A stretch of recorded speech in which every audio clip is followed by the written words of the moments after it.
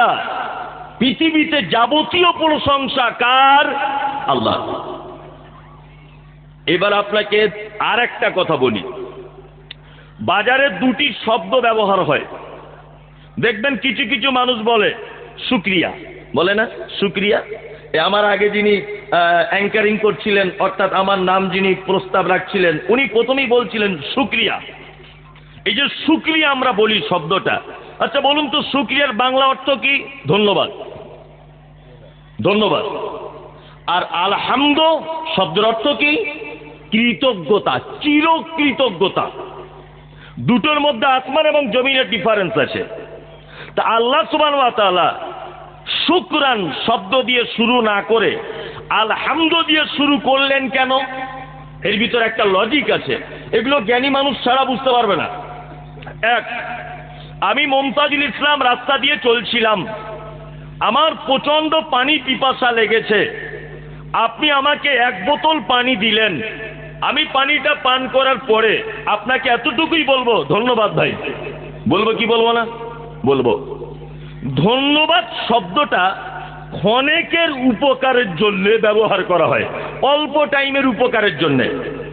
আমি চাকরির পরীক্ষা দিয়েছি, তিনি এমএলএ এলাকা, ধরে নেন এই লোকটি এমএলএ, আমি চাকরির পরীক্ষা দিয়েছি, আমার চাকরিটা আটকে যাচ্ছে।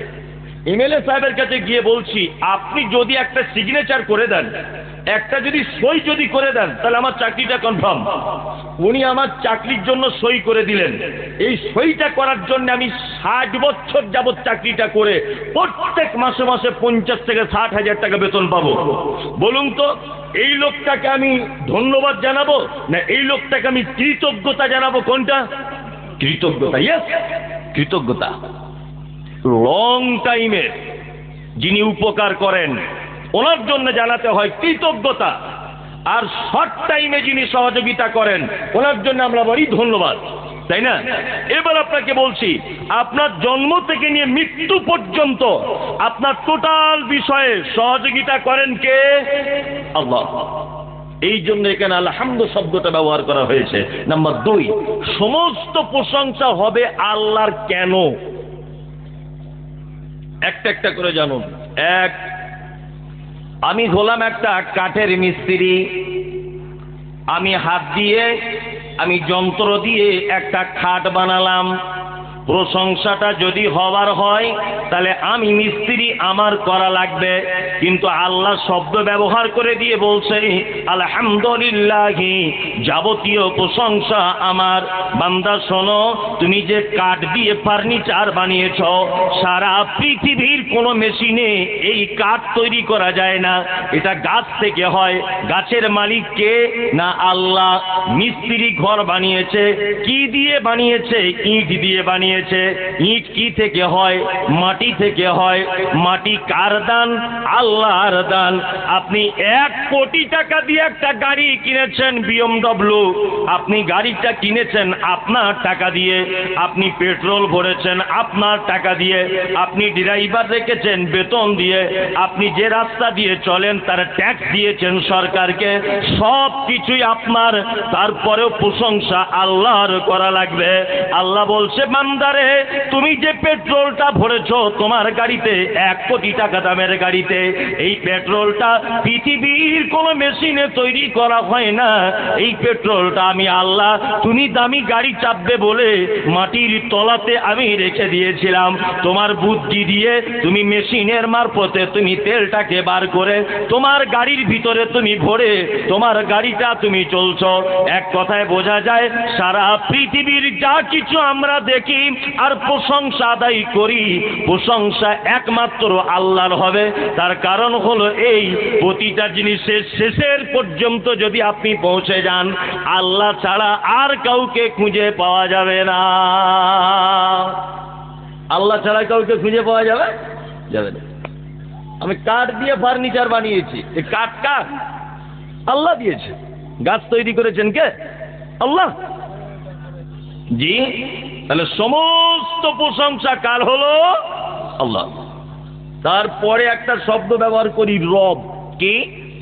রব। রব মানে বলুন, ভুল ত্রুটি যাবে, আমি তো আপনাকে মারবো না। রব মানে আল্লাহ। মানে রব মানে আল্লাহ, আল্লাহ মানে আল্লাহ। হ্যাঁ, এই তো রব মানে পালনেওয়ালা। আসলে উনি একটু জানেন ওই জন্য বলে দিলেন। যাই হোক, রব মানে পালনেওয়ালা, এটা একদমই ঠিক।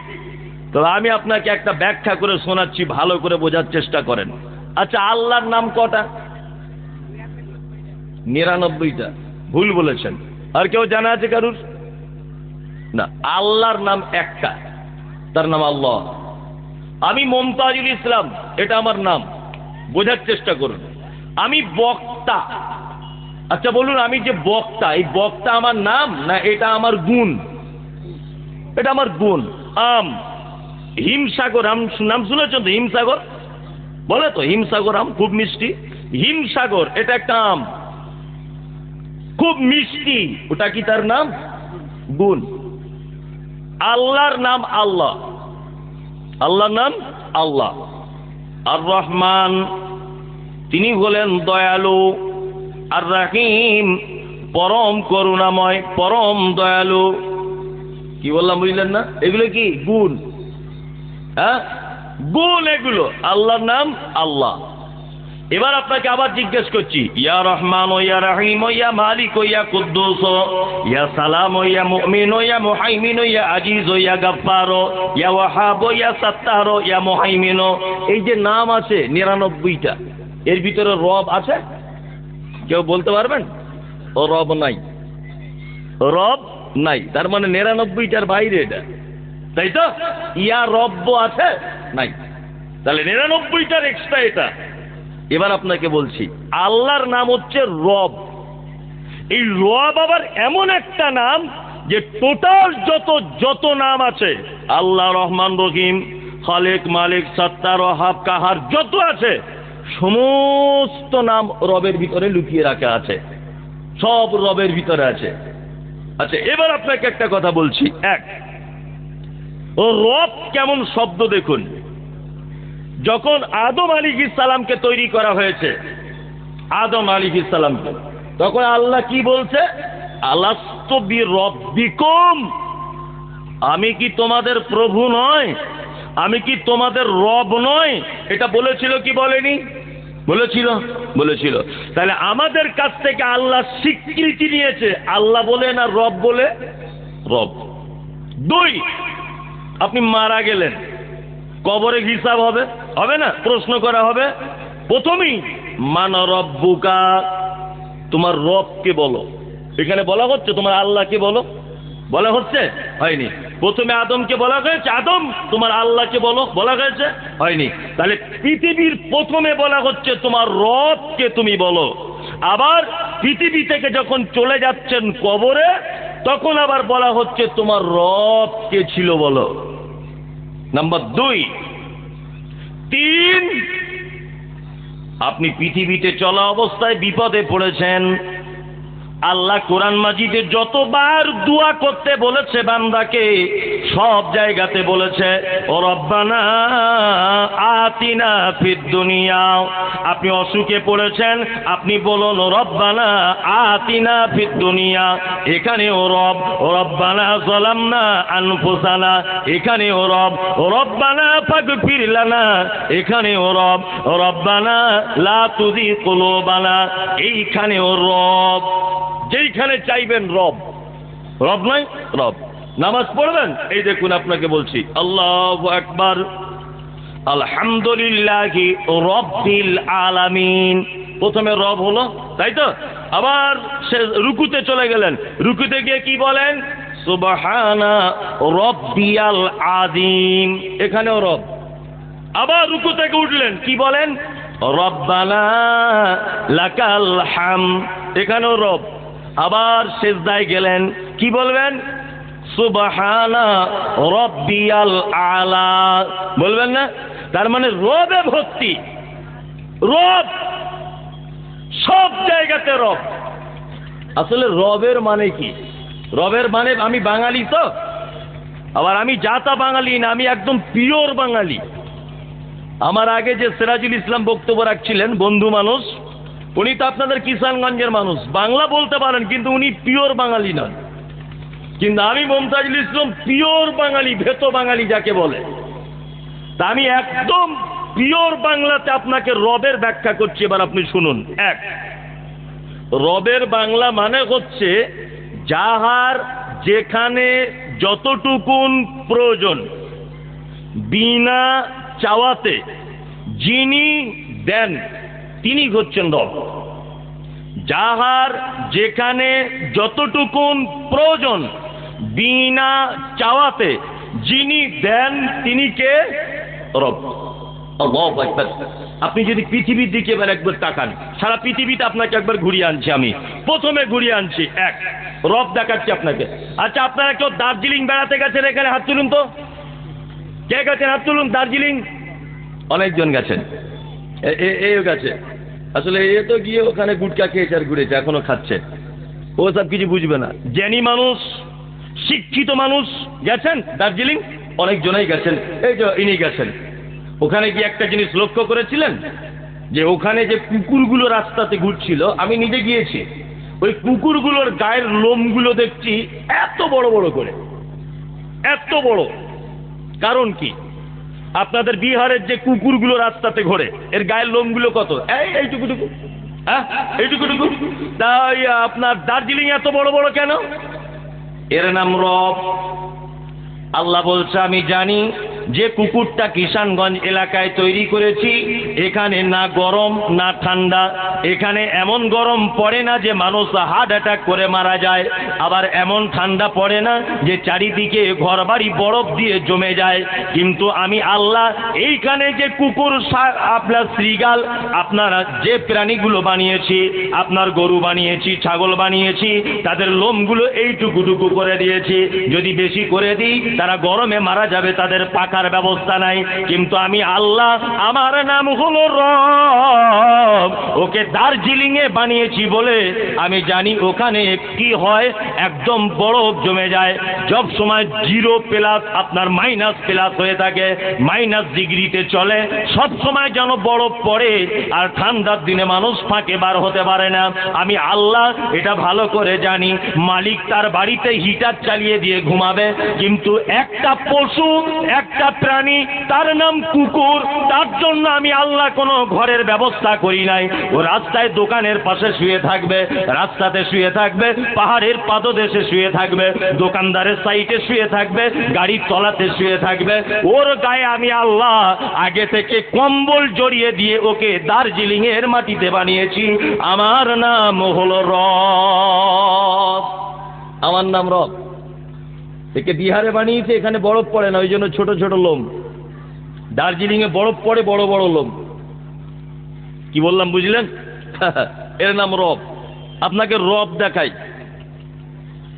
রব যদি দেখাতে যাই তো মোটামুটি 2-1 ঘন্টা চলে যাবে, শুধু রবের যদি ব্যাখ্যা করা যায়। ও রব কাকে বলে? 2, আপনাদের এলাকার ছেলে মেয়েগুলোর নাক একেবারেই সোজা, আমারও যেমন আপনাদেরও তেমন, তাই না? আচ্ছা, নেপালের কোন ছেলে মেয়ের নাক কেমন? চ্যাপ্টা, এইরকম, তাই না? আপনাদের এলাকায় কোনো মেয়ের নাক যদি এইরকম হয়, আর আপনি যদি আপনার ভালো ছেলের জন্য ওই মেয়েটাকে বৌমা হিসেবে দেখতে যান, আচ্ছা বলুন তো পছন্দ হবে? হবে না। 2, নাইজেরিয়ানের প্লেয়ারদের দেখেছেন? ফুটবল খেলে যারা নাইজেরিয়ান, ওদের চুলগুলো দেখবেন পাখির বাসার মতো, যারা একদম সেই গুটিয়ে গুটিয়ে গুটিয়ে গুটিয়ে আছে, তাই না? আর একটাও কালো লোক নাই, এই পরিষ্কার লোক নাই, সব কালো কুচকুচ কুচকুচ কুচকুচ করছে, সেই লম্বা। তা আপনার বেটির জন্য একটা ছেলে দেখতে গিয়ে দেখছেন ছেলেটার মাথার চুল নাইজেরিয়ানদের মতো, আর ওই রকম নাক মোটা, ঠোঁটটা মোটা, আর এই রকম চেহারা, সেই রকম লম্বা। আপনি আপনার সুন্দরী মেয়ের জন্য পছন্দ করবেন ছেলেটাকে? না। আল্লাহ বলছে আমার নাম রব, ওকে নাইজেরিয়ানে বানিয়েছি সবাইকে একরকম করে।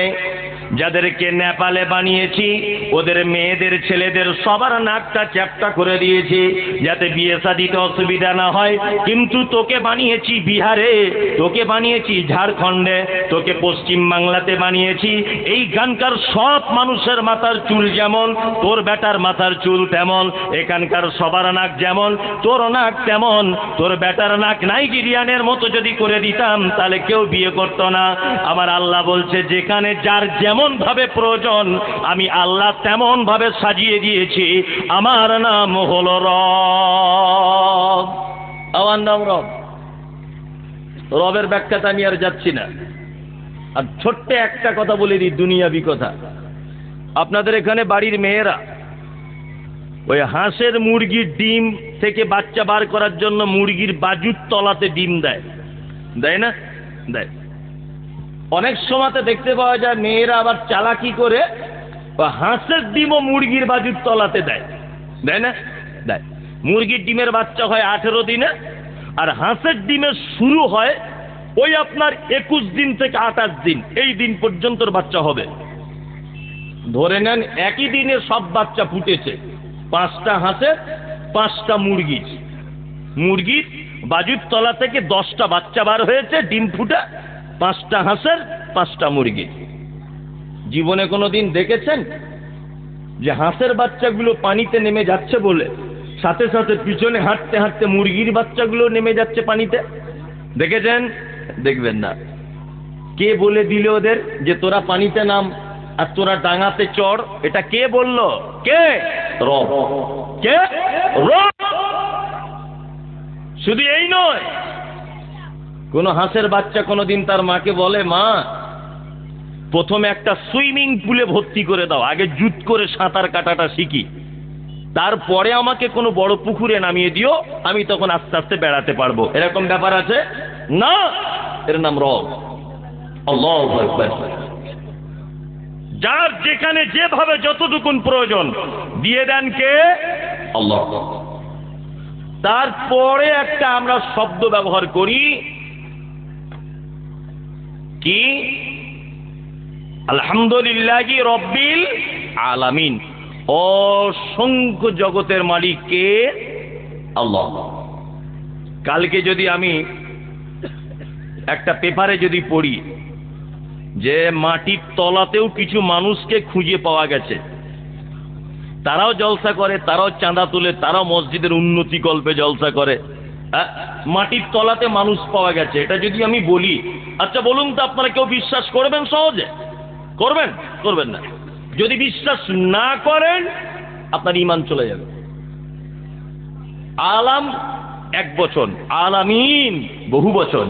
আল্লাহ তাআলা বলছেন অসংখ্য এইরকম জগতের মালিক আমি আল্লাহ। অবিশ্বাসের কিছু নেই। এটা আপনারা জানেন যে নাসার বিজ্ঞানীরা, বর্তমান নাসার বিজ্ঞানীরা, তারা গবেষণা করে বার করেছে যে আকাশের উপরেও একটা স্তর পাওয়া গেছে, যে স্তরে মানুষ বসবাস করার উপযোগী, মানুষ বসবাস করতে পারে, কোনো সমস্যা নাই। আমি মনে মনে ভাবছিলাম যে নাসার বিজ্ঞানীরা প্রমাণ করলেই কি আর না করলেই কি, আল্লাহ সুবহানাহু ওয়া তাআলা আজ থেকে ১৫০০ বছর আগে নবী মুহাম্মদ সাল্লাল্লাহু আলাইহি ওয়াসাল্লামকে যে কোরআন মাজিদ দিয়েছিলেন, এই কোরআনে বলেই দিয়েছেন আল্লাযী খালাকা সাবআ সামাওয়াতিন তিবাকা। আল্লাহ বলছে আমি আসমানকে 1 তলা 2 তলা 3 তলা 5 তলা এরকম 7 তলা পর্যন্ত করে বানিয়েছি। আজকে নাসার বিজ্ঞানী এটা প্রমাণ করলেই কি আর না করলেই কি, আমরা মুসলিম অন্ধের মতো কোরআনের আয়াতের দিকে লক্ষ্য করে মানতে বাধ্য কি বাধ্য নয়? বাধ্য। একটা আয়াত হলো, তাও তো আলামিনের ব্যাখ্যা করছি না। 2 নম্বর আয়াত কি? আর রহমানির রাহিম। রহমান মানে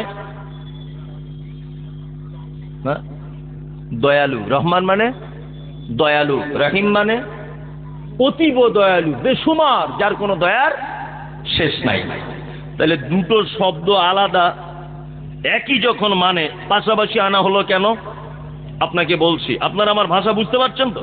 অসুবিধা নেই। এই লোকটা দান করে মোটামুটি, লোকটাকে আমরা কি বলবো? দানি। কি বলবো? দানি। উনি বছরে মোটামুটি 20,000 টাকা দান করে, ওনার নাম দানি। এই লোকটা বছরে 50,000 টাকা আপনাদের মসজিদে দান করে, কি বলবেন? দাতা। কি বলবেন? দাতা।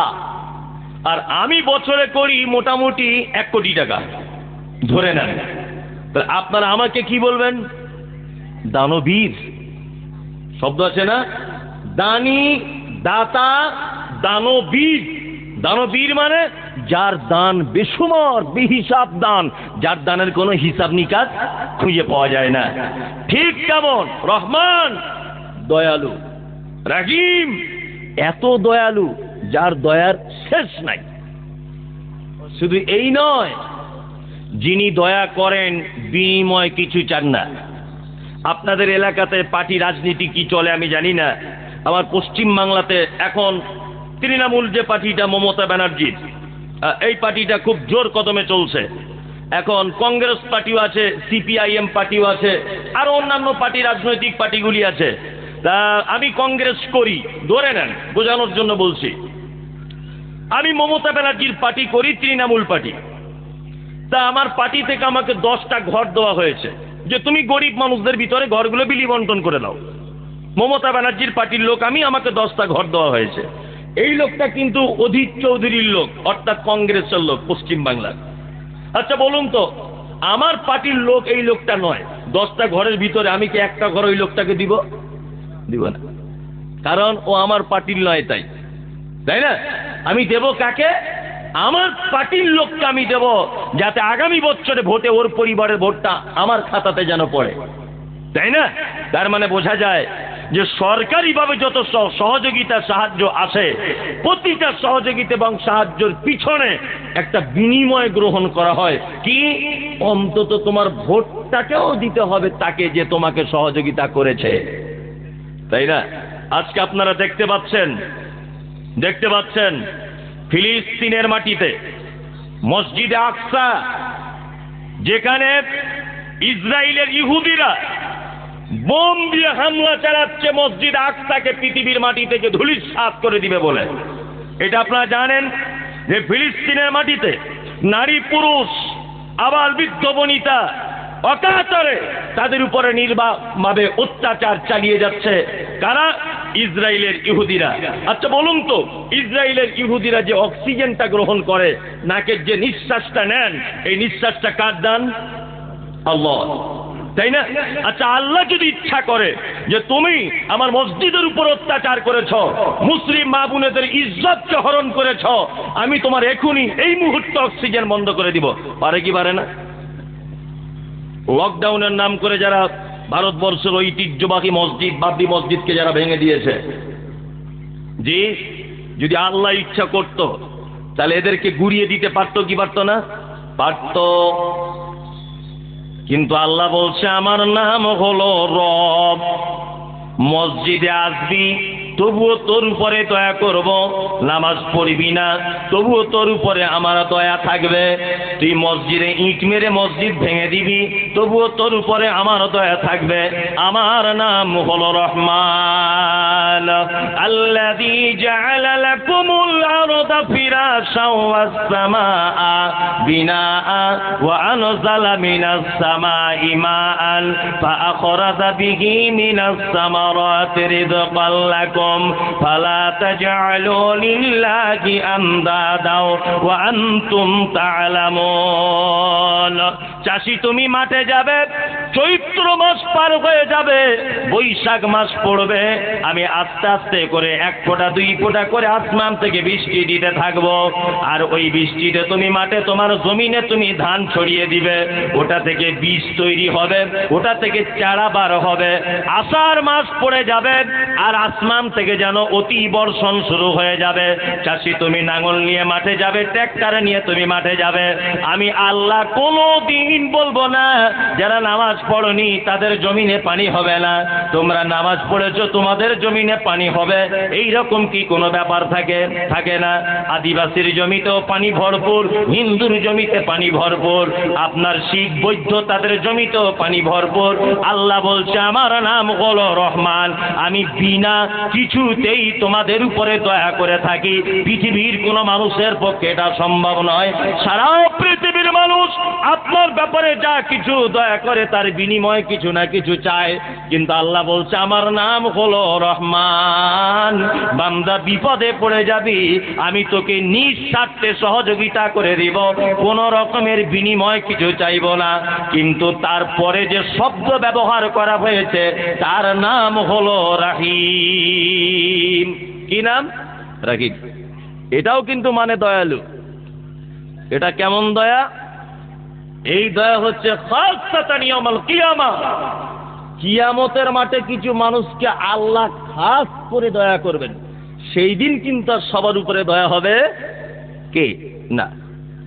আজকে নামাজ পড়ছেন না, ঠিক আসমানের বৃষ্টি আপনি পাচ্ছেন, সূর্যের তাপ আপনি গ্রহণ করছেন, সব কিছু পাচ্ছেন, কিন্তু সেই দিন যদি কিয়ামতের মাঠে আপনার আমল যদি খারাপ হয়ে যায়, আল্লাহ আপনার প্রতি দয়া করবে কে না, কখনোই দয়া করবে না। তাহলে রহমান এই দয়াটা শুধু পৃথিবীর প্রতিটা প্রাণীদের ভিতরে বিরাজ করছে। রাহিম শুধুমাত্র এই দয়াটা কিয়ামতের মাঠে বিশেষ মানুষের উপরে আল্লাহ তাআলা দয়া করবেন। আল্লাহ হে কাবার মালিক, তোমার কাছে এটা আকুল আবেদন, তুমি আমাদের পৃথিবী থেকেও যদি কোনো দয়া থেকে একটু আধটু যদি বঞ্চিত করো, সেটা মেনে নেওয়া সম্ভব, কিন্তু দয়াময় কিয়ামতের মাঠে আমাদের প্রতি দয়া থেকে আমাদেরকে বঞ্চিত করে দিও না। বলুন আমিন। আমিন। কিয়ামতের দিনে কেউ যদি বঞ্চিত হয়ে যায় তার ফলশ্রুতি জাহান্নাম। তারপরে আমরা কি বলি? মালিকি ইয়াউমিদ্দিন। কিয়ামত, বিচার দিবসের মালিককে কে? আল্লাহ সুবহানাহু ওয়া তাআলা। কিয়ামত, কিয়ামতটা শুধু মুখে বলি, কিয়ামত বুঝেন কাকে বলে? জানেন? জানেন না? আপনাকে একটু দেখাই তাহলে কিয়ামতটা কেমন। দেখুন, আমার দিকে তাকান, কিয়ামত আপনাকে দেখাচ্ছি।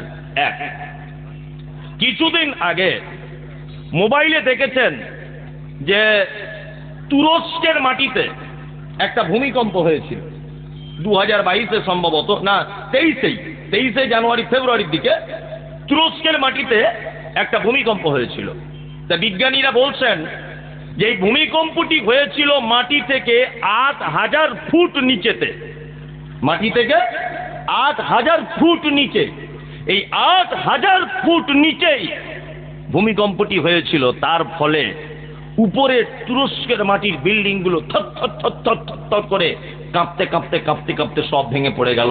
কত গৃহপালিত পশু মারা গেল, কত নারী পুরুষ মারা গেল, কত কোটিপতি মানুষ চলে গেল, কত মানুষ ধ্বংসের স্তূপে তার তলাতে নৃশংসভাবে এক পর্যায়ে তারা সব শেষ হয়ে গেল। এটা আপনারা দেখেছেন। বিজ্ঞানীদের ভাষা, মাটির নিচে একটা স্তর আছে, প্লেট।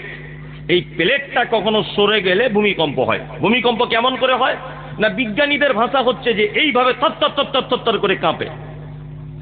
তাহলে পৃথিবীতে আমরা যে ভূমিকম্পগুলো দেখতে পাই, এই ভূমিকম্পগুলো এইভাবে কাঁপে। কিন্তু কিয়ামতের দিন যেদিন ভূমিকম্প হবে সেদিন কেমন হবে? আল্লাহ বলছেন ইজা জুলজিলাতিল আরযু জিলজালাহা ওয়া আখরাজাতিল আরযু আসফালাহা।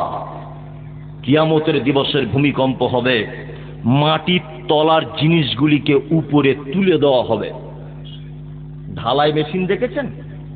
বালি সিমেন্ট পাথর একসঙ্গে দিয়ে উপরের মাল নিচে, নিচের মাল উপরে, এরকম করা হয় না? ঠিক কিয়ামতের দিনের ভূমিকম্প হবে এরকম, মাটির নিচের ভারী জিনিসগুলিকে উপরে এরকম ভাবে তুলে দেওয়া হবে। এর নাম কিয়ামতের মাঠ। কিয়ামতের মাঠ কেমন? আল্লাহ সুবহানাহু ওয়া তাআলা পবিত্র কোরআনে বলছেন কি? আল্লাহ বলছেন ইয়া আইয়ুহান নাসু তাকু রাব্বাকুম, হে মানুষ তোমরা তোমার রবকে ভয় করো। ইন্না, নিশ্চয়ই, জালজালাতাস সাআতি শাইউন আযীম, কিয়ামতের দিবসের ভয়াবহতা কঠিন ভয়াবহতা। কিয়ামতের দিবসের ভয়াবহতা কি? কঠিন ভয়াবহতা। কেমন ভয়াবহতা? আল্লাহ তাআলা বলছেন ইয়াউমা তারাউনাহা তাযহালু কুল্লু মুরজিআতিন আম্মা আরজাআত ওয়া তাযাউ কুল্লু যাতি হামলিন হামলাহা ওয়া তারান নাসা সুকারা ওয়া মা হুম বিসুকারা ওয়ালাকিন্না আযাবাল্লাহি শাদীদ। আচ্ছা, আপনাদের জানা আছে একটা কথা, পুরুষ বেশি কষ্ট সহ্য করতে পারে না নারী বেশি কষ্ট সহ্য করতে পারে? বলুন তো। পুরুষ না নারী? চিকিৎসা বিজ্ঞানীদের ভাষা হচ্ছে যে আমি যদি একটা পুরুষ মানুষকে এই বুকে একটা যদি ঘুষি মারি এই লোকটাকে, জাস্ট আমি বোঝানোর জন্য বলছি, একটা যদি ঘুষি এই লোকটাকে আমি মারি, তাহলে বলা হচ্ছে যে 50 ডিগ্রি সেলসিয়াস যদি এই ঘুষিটার ওজন হয় তাহলে এই লোকটা বেঁচে যেতে পারে। বুঝলেন? যদি 50 ডিগ্রির উপরে যদি আমার ঘুষির যদি ওজন হয় লোকটা মারা যাবে। কিন্তু বিজ্ঞান বলছে যে একটা নারীকে যদি কেউ একটা আঘাত করে আর সেটা যদি 56 ডিগ্রি সেলসিয়াস পর্যন্ত যদি ক্ষমতা হয় তবু একটা নারী বেঁচে যেতে পারে, মারা যাবে না।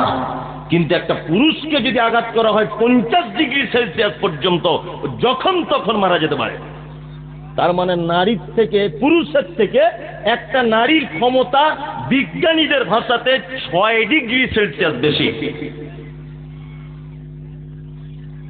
পৃথিবীতে বিজ্ঞানীদের ভাষা এটা, যে মেয়েদের বাচ্চা হবার নরমালে, এখন তো সিজারের জামানা হয়েছে, নরমালে বাচ্চা হবার যে কষ্ট, এই কষ্টটা যদি কোনো পুরুষ মানুষের হতো তাহলে পুরুষ মানুষ হার্ট ফেল করে মারা যেত, যখন তখন মারা যেত। কি বললাম বুঝলেন? একটা মহিলার নরমালে বাচ্চা হবার যে কষ্ট, এটা যদি কোনো পুরুষ মানুষের হতো যখন তখন পুরুষ মারা যেত, কিন্তু এটা নারীর পক্ষে সম্ভব। আল্লাহ তাআলার ভাষা শুনুন, কিয়ামত আপনাকে দেখাচ্ছি। আল্লাহ বলছেন, ইয়াউমা তারাউনাহা তাযহালু কুল্লু মুরজিআতিন আম্মা আরজাআত ওয়া তাযাউ কুল্লু যাতি হামলিন হামলাহা ওয়া তারান নাসা সুকারা ওয়া মা হুম বিসুকারা ওয়ালাকিন্না আযাবাল্লাহি শাদীদ। একটা মেয়ে কিয়ামতের মাঠে দাঁড়িয়ে থাকবে, সূরা হজ আয়াত নম্বর 2। একটা মেয়ে কিয়ামতের মাঠে দাঁড়িয়ে থাকবে, বাচ্চা এমনিতেই তলার দিক দিয়ে পড়ে যাবে, মা বুঝতে পারবে না যে বাচ্চাটা কিভাবে হলো। 2, পৃথিবীর সব থেকে বেশি ভালোবাসার সম্পর্ক হচ্ছে পিতামাতা, আপনার সন্তান আর মা, তাই না? সেদিন কিয়ামতের মাঠে একটা মায়ের পাশে একটা বাচ্চা ছেলে দুধের জন্য আর্তনাদ করবে যে আমাকে একটু দুধ দাও মা। মা সেদিন তার বাচ্চাকে দুধ পান করাতে ভুলে যাবে, এর নাম কিয়ামতের মাঠ। 3, মানুষগুলিকে দেখতে পাওয়া যাবে তারা সব মাতালের মতো করে ঘুরছে। আল্লাহ বলছেন, ওমা হুম বিসুকারা, একজনাও তারা কেউ মদ পান করেনি, ওয়ালাকিন্না আযাবাল্লাহি শাদীদ, শুধু আমার কঠিন আযাবের ভয়ে তারা কিয়ামতের মাঠে মাতালের মতো করে ঘুরছে। এর নাম কিয়ামতের মাঠ। এই দিনটার জন্য কিছু প্রস্তুত করুন, কিছু তৈরি করুন, খেলায় খেলায় কাটাবেন না। সমস্ত মানুষকে একটা নির্দিষ্ট টাইমে পৃথিবী ছেড়ে চলে যেতে হবে, এবং শুধু তো চলে গেলেই হতো, সমস্ত কিছুর হিসাব আপনাকে পুঙ্খানুপুঙ্খভাবে আল্লাহ সুবহানাহু ওয়া তাআলার দরবারে পেশ করতে হবে। হবে কি হবে না? হবে। 1 সপ্তাহ আগে আপনার স্ত্রী কি রান্না করেছিল ওটা আপনার মনে নেই, মনে নেই। যদি আপনাকে এখন 2000 টাকা দেওয়া হয় আর এই জলসায় মেলা বসেছে, আপনাকে যদি বলা হয় যে আপনি খরচা করুন, 2000 টাকাই খরচা করে দিলেন। 1 মাস পরে যদি আমি জিজ্ঞাসা করি যে এই জলসার দিনে 2000 টাকা দিয়েছিলাম, কি কি তুমি খরচা করেছো বলো, আপনি হিসাব দিতে পারবেন না। অথচ আপনার 60 বছরের একটা লং টাইম, 50 বছরের একটা লং টাইম, লং সময়, এই লং টাইমের হিসাব আল্লাহ সুবহানাহু ওয়া তাআলার দরবারে আপনাকে বুঝিয়ে দিতে হবে। বিপদ নয় সেদিন, বিপদ। সেদিন মানুষ হবে 3 দলে বিভক্ত। 1, আসহাবুল ইয়ামিন, আল্লাহ সুবহানাহু ওয়া তাআলার ডান দিকে থাকবেন। 2, আসহাবুল শিমাল, আল্লাহ সুবহানাহু ওয়া তাআলার বাম দিকে থাকবে। আর সূরা ওয়াকিয়াতে বলা হচ্ছে ওয়াসাবিকুন আস-সাবিকুন, আর একদল লোক থাকবে আল্লাহ সুবহানাহু ওয়া তাআলার সামনে। 2 দিকে থাকবে, ডান দিকে বাম দিকে কারা? আপনার মতো আমার মতো ফটিক, মমতাজুল ইসলাম, সাইফুল, আশরাফুল, খলিল, জব্বার, কাহার, এরা সব থাকবে ডান দিকে আর বাম দিকে। সামনে কারা থাকবে? সামনে থাকবে নবীগণ, সাহাবীগণ, সিদ্দিকগণ, শহদাগণ, আবার আপনার সলিহিন, এরা সব থাকবে সামনে। 2টা দল সেদিন জান্নাতে যাবে। 1, আসহাবুল ইয়ামিন, ডান দিকের দল সেদিন জান্নাত চলে যাবে। ওয়াসাবিকুন আস-সাবিকুন, সামনের যারা মানুষগুলি থাকবে আল্লাহ সুবহানাহু ওয়া তাআলা তারা জান্নাত চলে যাবে। বিপদ হবে কারা? ওয়াসহাবুশ শিমাল, যারা বাম দিকে থাকবে আল্লাহ সুবহানাহু ওয়া তাআলা, তারা হবে সেদিন বিপদগ্রস্ত, তাদের ফলাফল জাহান্নাম, ফিনার জাহান্নাম খালিদিনা ফিহা, চিরস্থায়ী তারা থাকবে কোথায়? আল্লাহ সুবহানাহু ওয়া তাআলার জাহান্নামে। জাহান্নাম কেমন আপনাকে জাস্ট একটু আপনাকে ধারণা দিই। আল্লাহ তাআলা বলছেন নারুল্লাহিল মুকাদা, জাহান্নাম এটা আমার প্রজ্বলিত আগুন, আল্লাতী তাত্তালিউ আলাল আফইদা, আগুনের এত তীব্রতা যে মানুষের অন্তঃকরণ পর্যন্ত পুড়িয়ে ছাই করে দেওয়া হবে। ইন্নাহা আলাইহিম মুসাদা, জাহান্নামে মানুষকে বেঁধে রাখা হবে। ফি আমাদিন মুমাদ্দাদা, বাঁধা হবে কোথায়? আমাদিন, আগুনের তৈরি করা থাম্বাতে তাদেরকে ধরে ধরে বেঁধে রাখা হবে। ভাবতে পারছেন জাহান্নাম কেমন? এই ব্যাপারে আমার আলোচনা নয়। আল্লাহ সুবহানাহু ওয়া তাআলা বলছেন কি? মালিকি ইয়াউমিদ্দিন, কিয়ামতের দিবসের মালিক কে? কে? আল্লাহ। পৃথিবীর কোন পার্লামেন্টে, পৃথিবীর কোন জায়গাতে যদি আপনি ফেঁসে যান, যদি আপনি জজ কোর্টে মামলাতে ফেঁসে যান, আপনি প্রয়োজন হাইকোর্ট করতে পারবেন। হাইকোর্টে যদি আপনার বিপক্ষে যদি রায় আসে, আপনি চলে যাবেন সুপ্রিম কোর্ট পর্যন্ত। যেতে পারেন কি পারেন না? আচ্ছা, এটা ভারত গণতন্ত্র দেশ, আপনার বেঁচে থাকার অধিকার আছে। সুপ্রিম কোর্ট বলে দিয়েছে আপনার ফাঁসি হবে, আপনি রাষ্ট্রপতির কাছেও প্রাণ ভিক্ষার আবেদন করতে পারেন। কিন্তু কিয়ামতের মাঠে আহকামুল হাকিমিন, বিচারকের বিচারক কে? আল্লাহ সুবহানাহু ওয়া তাআলা। আল্লাহ তাআলা বলছেন সেই দিনে একচ্ছত্র মালিকানার দায়িত্ব থাকবে কার? আল্লাহ সুবহানাহু ওয়া তাআলা। তারপরে কি বলি? ইয়াকা না'বুদু ওয়া ইয়াকা নাস্তাঈন। তারপরে আমরা বলি আল্লাহ তোমারই ইবাদত করি আর তোমারই কাছে সাহায্য চাই। ইবাদত কার জন্য হবে? আল্লাহর জন্য হবে। আর সাহায্য কার কাছে? আল্লাহর কাছে চাইতে হবে। আপনাদের এটা বিহার, জানি না এখানকার মানুষের পরিবেশ পরিস্থিতি কেমন, তারপরে আপনাদেরকে একটা ছোট্ট কথা বলে দিচ্ছি। পৃথিবীতে এখন অনেক মুসলিম রয়েছে, অনেক মুসলিম যারা আমাদের অন্য সম্প্রদায়ের মানুষের সঙ্গে মিলে গেছে, অন্য সম্প্রদায়ের মানুষের সঙ্গে মিলে যায়নি। যেমন একটা হিন্দু ভাইয়ের বাচ্চা জন্ম হলো, একটা মায়ের, হিন্দু কোন একজন মায়ের বাচ্চা জন্ম হলো, সে তার বাচ্চা যেদিন ভাত খেতে শেখে সেদিন বাড়িতে একটা অনুষ্ঠান করে, করে না? অন্নপ্রাশন না কি বলে, এই অনুষ্ঠানটা করে, করে না? আজকাল মুসলমানরাও করছে, করছে না? করছে। একজন হিন্দু ভাই সে তার ঠাকুরের দরবারে মান্যত করে, করে না? মুসলমান ঠাকুরের কাছে করে না, মাজারে গিয়ে মান্যত করে, করে না? করে। একজন হিন্দু মা তার বাচ্চা হচ্ছে না, সে কোনো একটা স্পেশাল পুজো দেয় বাড়িতে, যে যাতে এই পুজোটার মাধ্যমে আমার গর্ভে বাচ্চাটা আসে। আমাদের মুসলিমরাও ঠিক তেমন, কোনো মা বাচ্চা হতে পারছে না, কিছু ফুল, ছাগল কিনে, বকরি কিনে, মুরগা নিয়ে কোনো মাজারে গিয়ে চলে যাচ্ছে, গিয়ে সেখানে গিয়ে সেজদা দিয়ে বাচ্চা কাচ্চা চেয়ে চলে আসছে। আসছে কি আসছে না? তাহলে আমরা এই মাত্র নামাজের ভিতরে বললাম ইয়াকা না'বুদু, আল্লাহ তোমারই ইবাদত করি, ও ইয়াকা নাস্তাঈন, তোমারই কাছে সাহায্য চাই। পৃথিবীর কারো দরবারে গিয়ে মাথা নত করব না। বিপদ হয়েছে, বিপদ হয়েছে। 10 বছর আপনার বিয়ে করা হলো, এখন আপনি আব্বা ডাক শুনতে পাচ্ছেন না, মানে আপনার স্ত্রী বাচ্চা আসছে না। স্বামী স্ত্রী দুজনে রাতের অন্ধকারে 2 রাকাত সালাত আদায় করে আল্লাহকে বলুন ডাইরেক্ট, আল্লাহ আমার স্ত্রীর মা হওয়ার খুব ইচ্ছা, তুমি আমাকে একটা সুন্দর পুত্র দান করো বা কন্যা দান করো।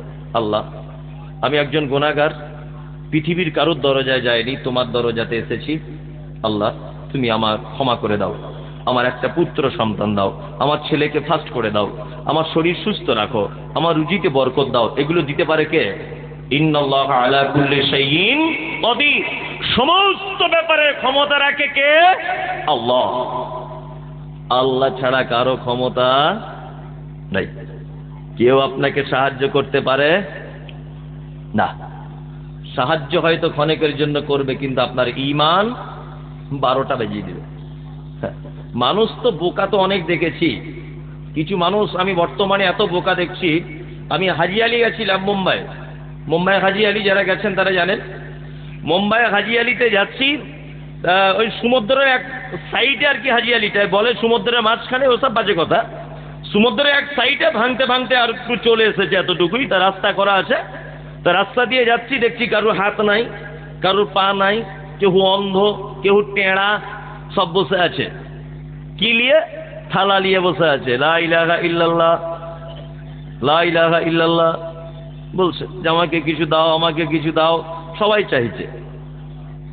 হাজি আলিতে গেলাম, গিয়ে দেখছি মাজারের ভিতরে একটা লোক। আল্লাহর কসম, যদি কেউ গিয়ে থাকেন তাহলে আমার কথা সাক্ষী দেবেন, এত বড় একটা হাতে ঝাঁটা নিয়ে আছে। ঝাঁটা, যত লোক মাজারে সেজদা দিচ্ছে ওই ঝাঁটাটা সবার মাথাতে এরকম করে দিচ্ছে। আচ্ছা, কেউ গিয়েছেন? আমার কথাটা একবার বলুন তো। সত্যি সত্যি সত্যি ঝাঁটা মানুষের মাথাতে দিচ্ছে। স্করপিও গাড়ি, দামি গাড়িতে করে একটা লোক নামলো। নেমে দেখছি লোকটা গিয়ে হাজি আলিতে সেজদা দিচ্ছে, ঝাঁটাটা মাথায় দিল। আমি পাশে দাঁড়িয়ে আছি, লোকটা দোয়া করছে বাবার সামনে আর বলছে, বাবা ব্যবসাতে অনেক টাকা লস হয়ে গেছে, দয়া করে আমার ব্যবসার উন্নতিটা তুমি একটু ব্যাপারটা দেখিও, আর ঋণ টিন অনেক হয়ে গেছে, বাবা একটু ব্যবস্থা করে দিও। তা মনে মনে ভাবছি, ওরে পাগল কি আর গাছে ধরে? পাগল গাছে ধরে? দরবারে ঢোকা পর্যন্ত মোটামুটি 200-400 ফকির দেখছি থালা নিয়ে বসে আছে। তারা চাইছে জীবিত মানুষের কাছে। কি বললাম বুঝলেন? আর ও গাধার বেটা গাধা, স্করপিও গাড়ি করে ও মাজারে বাবার কাছে গিয়ে চাইছে। তা মনে মনে বলছি যে ফকির বুঝতে পেরেছে মরা মানুষের মাজারে কিছু পাওয়া যায় না, ওই জন্য জ্যান্ত মানুষের কাছে থালা নিয়ে বসে আছে। আরে গাধার বেটা গিয়ে চাইছে মরা মানুষের কবরে। কি বলছি বুঝতে পারছেন না? আশ্চর্য ব্যাপার। এরকম মুসলমান আছে না নেই? আছে, আছে। আমাদের মুর্শিদাবাদের একটা কথা আপনাকে বলি, কথা একদমই বাস্তব। প্রোগ্রাম করে একদিন আসছি আমি, তা ওই তখন ফজরের সময়, আমার গাড়ি টাড়ি ছিল না, আজ থেকে 10 বছর আগের কথা বলছি, সোশ্যাল মিডিয়া তো ছিল না। তা প্রোগ্রাম করে আসছি, তো একটা লোক আমাকে বলছে, হুজুর এখানে একটা জ্যান্ত পীর সাহেব আছে, দেখবেন? বললাম জ্যান্ত পীর মানে? ব্যাপারটা বুঝলাম না তো। তা বলছে পীর তো সবসময় মরে থাকে কবরে, তা এখানে যেটা আছে জ্যান্ত, কথা টথা সব বলতে পারে। তা আমি তখন অত বুঝতাম না, আমার মনে একটা আশঙ্কা হলো যে তাহলে একবার দেখেই যাই জ্যান্ত পীর কেমন। ফজরের পরে সূর্য উঠবো ভাব, খুব ঠান্ডার দিন। তা আমি গিয়ে মেন গেটে দাঁড়িয়েছি মাজারের। তা দরওয়ান আমাকে জিজ্ঞাসা করছে, বাড়ি কোথায়? বাড়ি কলকাতা, বারাসাত। তা বলছে কি ব্যাপার? আমি বললাম বাবার সাথে একটু দেখা করব। বাবা দেখছি ফজরের নামাজ পড়ে একটা লাঠি নিয়ে ওই দূরের দিকে দাঁড়িয়ে আছে, একটা সেই রকম 12-14 হাত লম্বা পাগড়ি পরে ওই সাইডে দাঁড়িয়ে আছে। এখন আমি ছাত্র জীবন থেকে জুব্বা পড়ি, মাঝে সাঝে এমনি জামা পড়ি, তো জুব্বা পরেই আছি। তা জুব্বা পরে বাবার কাছে গিয়ে বলছি, আসসালামু আলাইকুম। বাবা বলছে, ওয়ালাইকুম আসসালাম। বাবা আমাকে বলছে, কি চাই? আমি বলছি, কি পাওয়া যায়? ডাইরেক্ট বলছি, কি পাওয়া যায় বাবা? তা বলছে, আমাদের দরবার থেকে কেউ কোনোদিন খালি হাতে ফেরত যায় না, যে যেটা ইচ্ছা করে সেটা পায়। আচ্ছা আচ্ছা আচ্ছা। সাইডে দেখলাম একটা বটের গাছ, বট গাছ বুঝেন তো? বট গাছে দেখছি ছোট ছোট ইট ঝোলানো আছে, ইট ছোট ছোট, মোটামুটি হাজার হাজার হবে, লাল সুতো কালো সুতো দিয়ে ইট ঝোলানো। তা আমি গিয়ে বলছি, বাবা এই ইটগুলোর ব্যাপার কি? তা বলছে, যাদের বউদের বাচ্চা কাচ্চা হয় না, তারা যদি এই বট গাছের ডালে যদি ইট যদি বেঁধে দেয় শুক্রবারের দিন এসে, তাহলে গাছের ডাল ইটের ভারীতে যত ঝুলবে ওর বইয়ের পেটও তত বাড়বে। আমি তখন বলছি, শালা তাহলে বাচ্চা কাচ্চা আর অন্য কারুর কাছে নেই, সবই বট গাছই আছে।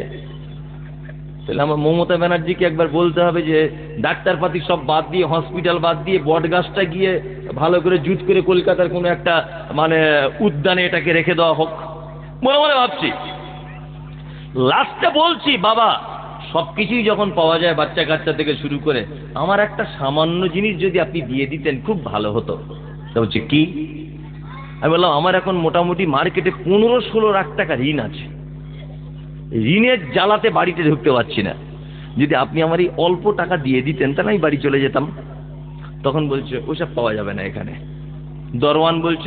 দরওয়ানকে বলছে তখন, বলছে আমাদের দলের না, অন্য দলের মাল, ভুল করে ঢুকিয়েছিস কেন?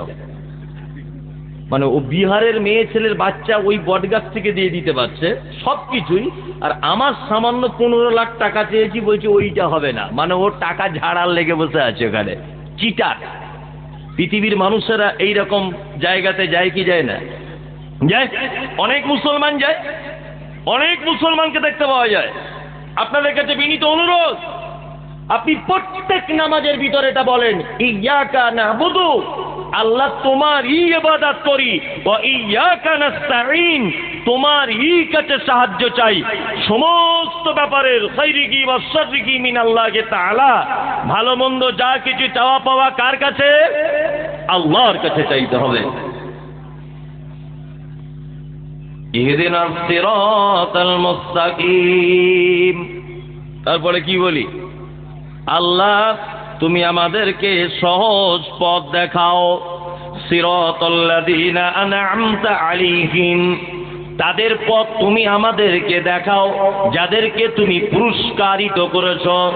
গায়রিল মাগযুবি আলাইহিম, আর তাদের পথ তুমি আমাদেরকে দেখিও না যাদের উপরে তুমি রাগান্বিত, যাদের উপরে তুমি অখুশি, যারা পথভ্রষ্টতার সঙ্গে আছে। আল্লাহ তুমি তাদের পথ আমাদেরকে দেখিও না। সূরা ফাতিহায় বলি না, ইহদিনাস সিরাতাল মুস্তাকিম, আল্লাহ তুমি আমাকে সহজ পথ দেখাও। কাদের পথ দেখাও? সিরাতাল্লাযীনা আন'আমতা আলাইহিম, যাদেরকে তুমি পুরস্কারিত করেছো। চলুন, কাদেরকে পুরস্কারিত করেছে? আল্লাহ বলছেন, আন'আমাল্লাহু আলাইহিম মিনান নাবিয়্যিনা ওয়াস-সিদ্দীকিনা ওয়াশ-শুহাদাই ওয়াস-সালিহিন। 4টে লোককে পুরস্কার দেওয়া হয়েছে। 1 নবীগণ, 2 সাহাবীগণ, সিদ্দিক মানে সাহাবীগণ, 3 আল্লাহর রাস্তায় যারা শহীদ হয়েছে, 4 সালেহীনগণ যারা সৎকর্ম করেছে। আমি আপনাদের সামনে খুব একটা প্রাইজ প্রাপ্ত মানুষের ঘটনা আপনাদের সামনে বলবো, সহিহ হাদিস থেকে। এটা বলবো না ছেড়ে দেবো বক্তব্য? বলি সহিহ হাদিস থেকে। প্রাইজ এমনি পাওয়া যায় না। প্রাইজ পেতে গেলে আমরা যে শুধুমাত্র দোয়া করি, ইহদিনাস সিরাতাল মুস্তাকিম, আল্লাহ সহজ পথ দেখাও, বলুন তো দোয়া করলেই শুধু সহজ পথ পাওয়া যাবে? না। সহজ পথ পেতে গেলে যারা প্রাইজ পেয়েছে তাদের মতো নিজেকে করতে হবে। তারা যেগুলো করেছে সেইগুলো করতে হবে। চলুন একটা মানুষের কথা আপনাকে শোনাই, প্রাইজ কেমন করে পাওয়া যায়। আল্লাহর নবী সাল্লাল্লাহু আলাইহি ওয়াসাল্লাম মিরাজের রাত্রিতে মিরাজে গেলেন। রাস্তাতে অনেক ঘটনা ঘটেছে, আমি ওইগুলো বলছি না। মিরাজের রাত্রিতে মিরাজে গেলেন। যাওয়ার পরে আল্লাহর নবী দেখতে পাচ্ছেন জান্নাতের ভিতরে একটা ছেলে টক টক টক টক করে হাঁটছে। যেমন বুট জুতো পরলে পাকা রাস্তাতে আওয়াজ হয়, ঠিক তেমন জান্নাতের ভিতরে যেন আওয়াজ হচ্ছে। আল্লাহর নবী জিবরাইলকে জিজ্ঞেস করছেন, জিবরিল, লোকটি কে? যে আমি এখনো জান্নাত যেতে পারলাম না, এই লোকটি জান্নাত চলে গেল, কে? তখন বলছেন আল্লাহ রাসূল, এটা হচ্ছে আপনার মসজিদের মুয়াজ্জিন, নাম হলো তার হযরতে বেলাল। আল্লাহু আকবার। আল্লাহ রাসূল ফিরে এলেন, ফজরের নামাজের পরে বসে আছেন। হযরতে বেলালকে ডেকে বলছেন, বেলাল রে, এই দিকে একবার আমার দিকে এসো। হযরতে বেলাল এলেন। বিশ্ব নবী বলছেন, বেলাল, আশ্চর্য ঘটনা ঘটেছে। ও বেলাল, একটা দৃশ্য মনে পড়ে গেল। আমি গতকাল রাতের বেলাতে জান্নাতের দিকে যেন ঘুরতে ঘুরতে তোমার পায়ের আওয়াজ শুনলাম। বেলাল সত্যি করে বলো দেখি, তাড়াতাড়ি করে বলো, জীবনে কি এমন ভালো কাজ করেছ? হযরতে বেলাল বলছেন, ইয়া রাসূলুল্লাহ, ভালো কাজ তেমন কিছু করতে পারিনি, তবে আমার জীবনে একটা ভালো কাজ রয়েছে। কাজটা হলো এই যে দিনের বেলাতে যতবার অজু ভেঙে যায় ততবার অজু করে মসজিদে গিয়ে 2 রাকাত নফল সালাত আদায় করি, 2 রাকাত নফল নামাজ পড়ে নিই। আল্লাহর নবী বলছেন, বেলাল রে, তোমার এই আমলটাতে আল্লাহ এত খুশি হয়েছে যে তোমার মতো বেলালকে আগে থেকে জান্নাতের ভিতরে রেডি করে রেখে দিয়েছে। বেলাল কি আমল করো না? সারা দিন আল্লাহর নবী, আমি অজু যখন করি অজু ভেঙে যায়, আবার অজু করি, অজু করার পরে আমি 2 রাকাত করে নফল সালাত আদায় করি। আল্লাহ রাসূল, এটা আমার জীবনের ভালো কাজ। এমনি প্রাইজ পাওয়া যাবে? আর একটা আপনাকে ঘটনা আমি বলছি। 3 হিজরিতে উহুদের যুদ্ধ হয়েছিল। কত হিজরিতে? 3 হিজরিতে। আল্লাহর নবী সাল্লাল্লাহু আলাইহি ওয়াসাল্লামের একজন সাহাবী, নাম হলো তার হানজালা, নতুন বিবাহ করেছেন। আল্লাহর নবী সেই বিবাহ নিজে পড়িয়েছেন সেই বিবাহ। হানজালা স্ত্রীকে নিয়ে রাতের বেলা এক বিছানায় শুয়েছেন। গভীর রাত্রিতে আল্লাহর নবী সাল্লাল্লাহু আলাইহি ওয়াসাল্লাম যুদ্ধের ডাক দিলেন। হানজালা বিছানা থেকে উঠে পড়লেন, একদম তাড়াতাড়ি উঠে পড়লেন। ওঠার পরে স্ত্রীকে ডেকে বলছেন, প্রাণ প্রিয়া শোনো, আল্লাহর নবী যুদ্ধের ডাক দিয়েছে, আমি আর 1 মিনিট বিছানায় শুয়ে থাকতে পারবো না। যদি আমি বেঁচে চলে আসি যুদ্ধ থেকে, তাহলে আমি হব একজন গাজী, আর যদি আমি যুদ্ধতে যদি শহীদ হয়ে যাই, তাহলে আমি হব একজন শহীদ, আর তুমি হবে শহীদের স্ত্রী। হানজালা চলে গেলেন যুদ্ধের ময়দানে। যুদ্ধতে গিয়ে হানজালা শহীদ হয়েছে। আল্লাহর নবী সাল্লাল্লাহু আলাইহি ওয়াসাল্লামের 70 জন সাহাবী শহীদ হয়েছিলেন উহুদের মাঠে, 70 জন।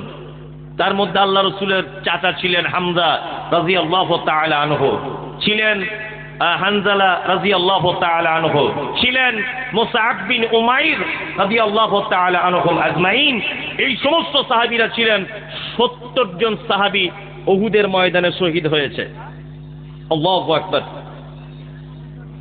আল্লাহর নবী যুদ্ধের শেষে লাশগুলোকে এক জায়গায় করছেন, খুঁজে খুঁজে।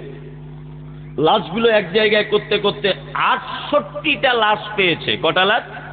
68টা। 2টো লাশ খুঁজে খুঁজে পাচ্ছে না। 2টো লাশকে, একটা হচ্ছে আল্লাহর নবীর চাচা, নাম তার হামজা। 2 আল্লাহ রসুলের একজন সাহাবী, তার নাম হানজালা। আল্লাহ রসুল কাঁদছেন যুদ্ধের ময়দানে। 70 জন সাহাবী শহীদ হয়েছেন। আল্লাহু আকবার। যুদ্ধের মাঠে দাঁড়িয়ে আছেন। একজন মহিলা যুদ্ধের ময়দানে পর্দা সহকারে এসেছেন, আল্লাহর নবীকে বলছেন, আল্লাহর নবী, আপনি কি আমাকে চিনতে পারছেন? তখন আল্লাহ রসুল বলছেন না। তখন আল্লাহ রসুলকে আবার বলা হচ্ছে, আল্লাহ রসুল, আপনি গতকাল বিকাল বেলাতে কারুর বিবাহ পড়িয়েছিলেন? তখন আল্লাহ রসুল বলছেন, হ্যাঁ, আমি হানজালার বিবাহ পড়িয়েছিলাম। তখন মহিলাটি তার হাতটা পর্দা থেকে খুলে আল্লাহ রসুলের দিকে আগিয়ে দিয়ে বলছেন, আল্লাহ রসুল, আপনি যে হানজালার বিবাহ পড়িয়েছিলেন, আমি সেই হানজালার নতুন স্ত্রী। এই দেখুন, বিবাহের জন্য হাতে মেহেন্দি পড়েছি, এখনো মেহেন্দিটা শুকায়নি, কাঁচা রয়েছে। আল্লাহ রসুল এই কথা শুনে আরো কাঁদতে লাগলেন। আল্লাহ রসুল বলছেন, হানজালার স্ত্রী, তোমার স্বামীকে যে খুঁজে পাওয়া যাচ্ছে না, কোথায় কে ফেলে দিয়েছে বুঝতেই পাচ্ছি না, সাহাবীরা খুঁজে পাচ্ছেন না। তখন মহিলা বলছেন, হে দয়ার নবী গো, আমি একজন নারী, নতুন বিবাহ করেছি, আর বিবাহ পড়িয়েছেন আপনি নিজে।